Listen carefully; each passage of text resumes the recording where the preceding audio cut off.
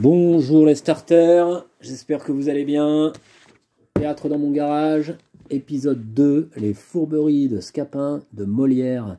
En début de semaine, vous vous rappelez, on a étudié la scène 1 de l'acte 1. Aujourd'hui, on va étudier la scène 2. Une petite parenthèse avant ça. Aujourd'hui, cette semaine, je suis très content parce que j'ai eu beaucoup d'entre vous au téléphone ou par message pour parler avec vous de l'orientation. Où est-ce que vous serez en septembre prochain? Qui aura obtenu une place en apprentissage et pourra entrer en formation dans un centre de formation comme l'IMT?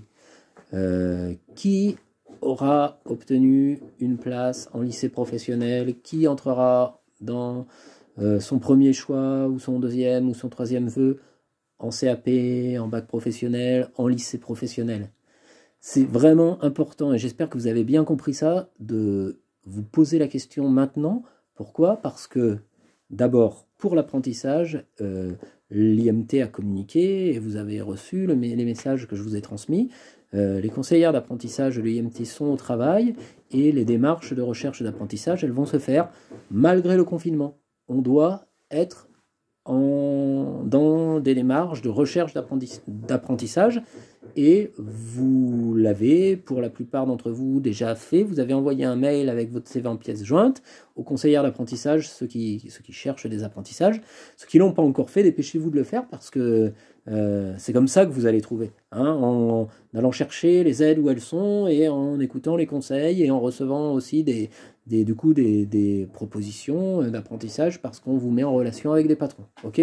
D'autre part, ceux qui souhaitent aller en lycée professionnel, le proviseur m'a confirmé en début de semaine que le calendrier serait respecté, qu'au moment du conseil de classe du 3e trimestre, à la fin du mois de mai, vous prononcerez les vœux d'orientation avec vos familles, et ces vœux d'orientation, ils seront intégrés dans le logiciel Affelnet pour qu'ensuite vos demandes soient considérées en fonction des points que vous avez obtenus en travaillant, en fonction des évaluations reçues par rapport aux objectifs de travail, par rapport aux compétences que vous avez. Donc, ne relâchez pas vos efforts de travail. C'est pas le moment, restez bien au travail. Et d'ailleurs, c'est en continuant de bien travailler, du coup, que vous capitalisez ces points-là. Et ces points, évidemment, qu'ils vont être valorisés, vos efforts de travail, au moment de vos demandes d'orientation. Donc, continuez de travailler comme vous le faites. C'est bien. Voilà, c'était ma petite parenthèse orientation avant de vous parler des fourberies de Scapin. Alors, aujourd'hui, je vais vous lire, vous interpréter avec des Playmobil un tout petit moment, deux tout petits moments de la scène 2 de l'acte 1. On est toujours dans l'exposition, dans la scène d'exposition, on va en parler juste après. Et donc, dans cette scène 2 de l'acte 1, allez, hop, vous vous rappelez, on a Octave, qui est un bourgeois. Il est riche, Octave. Il n'a pas le même statut social que Sylvestre, qui est pauvre. Et Scapin, qui est pauvre aussi. Tous les deux sont des valets. Et donc, la dernière fois, on a eu un dialogue entre Sylvestre et Octave. Aujourd'hui, on va avoir un dialogue entre Scapin et Octave. Allez, on écoute et puis après on en parle. Alors vous vous rappelez, on n'est pas obligé de tout comprendre tout de suite, mais on peut poser des questions et on peut essayer de comprendre petit à petit. Alors on va essayer de le prendre pour que vous le voyez. Voilà. Il a une grosse voix, Scapin, il parle comme ça. Qu'est-ce, Seigneur Octave? Qu'avez-vous? Qu'y a-t-il? Quel désordre est cela? Je vous vois tout troublé. Ah, mon pauvre Scapin, je suis perdu, je suis désespéré, je suis le plus infortuné de tous les hommes. Comment? N'as-tu pas appris ce qui me regarde? Non. Mon père arrive avec le seigneur Géronte et ils me veulent marier. Eh bien, qu'y a-t-il là de si funeste? Hélas, tu ne sais pas la cause de mon inquiétude. Non, mais il ne tiendra qu'à vous que je ne la sache bientôt. Et je suis homme consolatif, homme à m'intéresser aux affaires des jeunes gens. Ah, Scapin, si tu pouvais trouver quelque invention, forger quelques machines pour me tirer de la peine où je suis, je croirais être redevable de plus que de la vie. À vous dire la vérité, il y a peu de choses qui me soient impossibles, quand je m'en veux mêler. J'ai sans doute reçu du ciel un génie assez beau pour toutes les fabriques de ces gentillesses d'esprit, de ces galanteries ingénieuses à qui le vulgaire ignorant donne le nom de fourberie. Et je puis dire sans vanité qu'on n'a guère vu d'homme qui fût plus habile ouvrier de ressort et d'intrigue, qui ait acquis plus de gloire que moi dans ce noble métier. Mais, ma foi, le mérite est trop maltraité aujourd'hui, et j'ai renoncé à toute chose depuis certains chagrins d'une affaire qui m'arriva. Comment? Et quelle affaire, Scapin? Une aventure où je me brouillais avec la justice. La justice? Ouais, nous eûmes un petit démêlé ensemble. Toi et la justice? Oui, elle en usa fort mal avec moi, et je me dépitai de telle sorte contre l'ingratitude du siècle que je résolus de ne plus rien faire. Mais basta, ne laissez pas de me conter votre aventure. Alors, je vais m'arrêter là pour vous parler un peu de ce que je viens de lire. Alors, je vous l'ai dit, on est toujours dans ce qu'on appelle la scène d'exposition de cette pièce, Les Fourberies de Scapin. Alors, dans cette scène d'exposition, que fait Molière? Que fait l'auteur? L'auteur, dans cette scène, il va permettre au spectateur d'entrer rapidement dans l'action de la pièce. Comment? Eh bien, en établissant des dialogues entre un maître et son valet, qui est son confident, d'abord dans la scène 1, et avec un autre valet qui est aussi un confident. Et ainsi, il trouve Molière. Alors Molière, je ne vous l'ai pas remontré aujourd'hui, on va vous le remontrer. Molière qui est là. Molière, grâce à ce système de confidence, il trouve un moyen pratique d'expliquer l'intrigue et du coup, il permet au spectateur de comprendre ce qui va se jouer dans cette pièce. Ensuite, il donne des informations. Il va donner des informations sur l'identité des personnages et leur statut social. Alors, dans l'extrait que je viens de vous lire, on a des informations sur le statut social des personnages. Pourquoi? On entend par exemple Octave tutoyer Scapin et tutoyer Sylvestre dans la scène 1. En revanche, on entend Scapin, vous voyez Octave. Ce qui veut bien dire qu'il y a une différence de statut social entre le bourgeois, le maître, et le valet, le pauvre. D'autre part, dans cette pièce, dans cet extrait de la pièce, Scapin parle de son identité, de son caractère. Vous avez entendu, il dit qu'il a des problèmes avec la justice. Il explique également, il se vante, on comprend qu'il est vantard, et il explique « J'ai sans doute reçu du ciel un génie assez beau pour toutes les fabriques de ces gentillesses d'esprit, de ces galanteries ingénieuses, à qui le vulgaire ignorant donne le nom de fourberie. » Donc il explique qu'il a des qualités de gentillesse d'esprit, donc des capacités à être habile, à user de ruse et de tours, qu'il est également doté de galanteries ingénieuses, donc capable de faire des actions rusées, hein, et que les gens du peuple appellent ça les fourberies. Hein, donc il explique qu'il est un roi de la fourberie, un roi de la ruse, un maître de la ruse, ce qui l'a mené d'ailleurs à avoir des problèmes avec la justice. Et donc, on a comme ça une présentation du personnage de Scapin dans cette scène d'exposition. Autre chose, dernière chose d'ailleurs sur la scène d'exposition, dans le théâtre classique, et là on a vraiment un exemple avec les fourberies de Scapin, de comédie classique.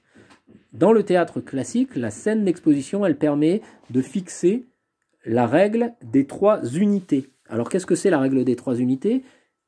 C'est obligatoire, quand on écrit une pièce classique, à cette époque, de respecter cette règle des 3 unités.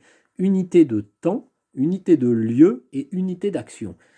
Quand on a lu la scène 1 de l'acte 1 la dernière fois, vous savez, au tout début de la scène, Octave, quand il parle, dit ce matin même, hein, que son père arrive au port ce matin même. On a fixé le lieu et on a fixé le temps de l'action avec ces 2 répliques. On sait que la pièce, elle va se jouer dans une ville où il y a un port et elle va se jouer sur cette journée-là. Hein, et donc, une pièce classique, elle se joue toujours dans le même lieu. L'histoire se passe dans un lieu, un seul lieu, et dans un seul temps, un seul jour.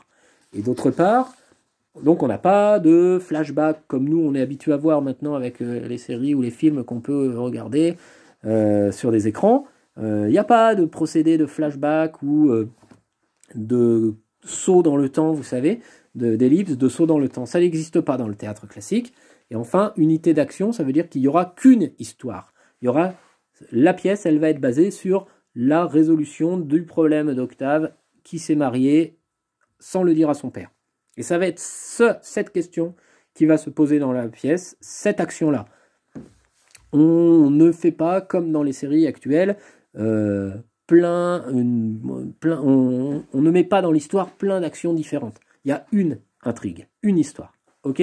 Donc retenez, pour votre brevet, que le théâtre classique, il est basé sur la règle des 3 unités. En théâtre classique, quand il y a une pièce écrite, que ce soit une comédie ou une tragédie, il y a l'unité de temps, l'unité de lieu et l'unité d'action. Ça, c'est vraiment important à retenir parce que c'est des connaissances à avoir pour votre brevet. Ok? Alors, dans la suite de cette pièce, à un moment, Octave explique à Scapin comment il est tombé amoureux, on ne l'a pas encore vu, le personnage féminin de Hyacinthe. Alors, on le verra à la scène la prochaine fois, puisqu'elle arrive dans la scène suivante.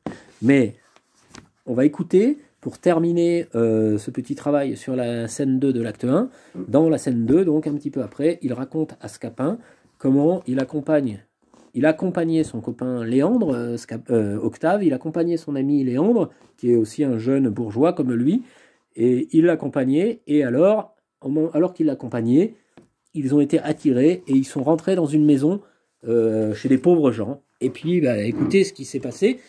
Voilà, ça nous permettra de comprendre la suite de l'histoire. Alors, je remets en place la scène. Voilà. Super. Allez. Alors, c'est Octave qui parle le premier dans cette scène. Je vais me replacer mes doigts pour ne pas vous masquer les personnages. Voilà, on y va. C'est parti. Un jour que je l'accompagnais pour aller chez les gens qui gardent l'objet de ses vœux, nous entendîmes, dans une petite maison d'une rue écartée, quelques plaintes mêlées de beaucoup de sanglots. Nous demandons ce que c'est.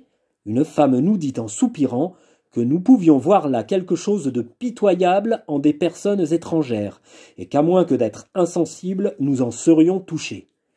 Où est-ce que cela nous mène? La curiosité me fit presser Léandre de voir ce que c'était. Nous entrons dans une salle où nous voyons une vieille femme mourante assistée d'une servante qui faisait des regrets, et d'une jeune fille toute fondant en larmes, la plus belle et la plus touchante qu'on puisse jamais voir. Ha ha! Une autre aurait paru effroyable en l'état où elle était, car elle n'avait pour habillement qu'une méchante petite jupe avec des brassières de nuit qui étaient de simples futaines, et sa coiffure était une cornette jaune retroussée en haut de sa tête, qui laissait tomber en désordre ses cheveux sur ses épaules. Et cependant, faite comme cela, elle brillait de mille attraits, et ce n'était qu'agrément et que charme, que toute sa personne. Je sens venir la chose. Si tu l'avais vue, Scapin, en l'état que je dis, tu l'aurais trouvée admirable. Oh, je m'en doute point, et sans l'avoir vue, je vois bien qu'elle était tout à fait charmante. Ses larmes n'étaient point de ces larmes désagréables qui défigurent un visage. Elle avait à pleurer une grâce touchante, et sa douleur était la plus belle du monde. Je vois tout cela. Elle faisait fondre chacun en larmes en se jetant amoureusement sur le corps de cette mourante qu'elle appelait sa chère mère. Et il n'y avait personne qui n'eût l'âme percée de voir un si bon naturel. En effet, cela est touchant, et je vois bien que ce bon naturel-là vous la fit aimer. Ah, Scapin, un barbare l'aurait aimé. Assurément, le moyen de s'en échapper. Voilà. Alors, je vais m'arrêter là. Dans cet extrait que je viens de lire, Octave explique donc comment il est tombé amoureux de Hyacinthe. Alors, vous voyez, on est dans une situation de comédie, et parce que Molière crée dans son histoire un moment où le personnage explique qu'il est tombé amoureux d'une jeune femme alors qu'elle était en train de pleurer sur le corps de sa pauvre mère en train de mourir.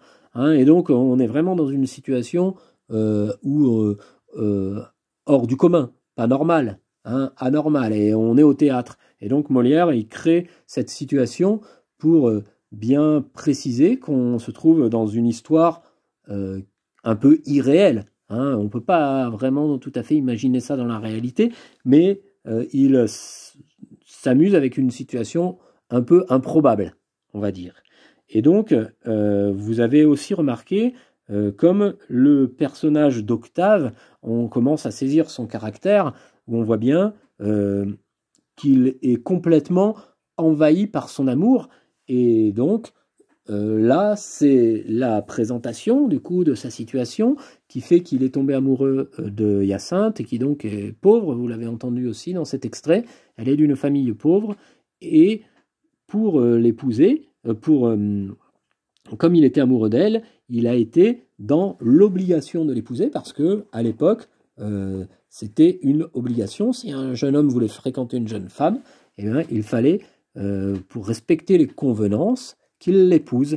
Et donc, il l'a épousée sans l'accord de son père, parce qu'il y avait aussi dans les sociétés à l'époque une autre règle, c'est qu'on ne se mariait pas avec quelqu'un qui n'était pas de son statut social. Et évidemment, par le mariage, les familles riches faisaient aussi en sorte de faire profiter leurs affaires. Et le père, sans doute que le père d'Octave, qu'on va découvrir plus tard dans la pièce, il préférait que son fils se marie avec une famille riche, une fille d'une famille riche, pour maintenir de la richesse dans la famille. Voilà. Donc, je vais m'arrêter là. On avance, vous voyez, dans les fourberies de Scapin. Vous allez recevoir un autre petit entraînement avec des questions sur cette scène 2 de l'acte 1. Et puis, je vous mettrai dans l'entraînement quelques extraits.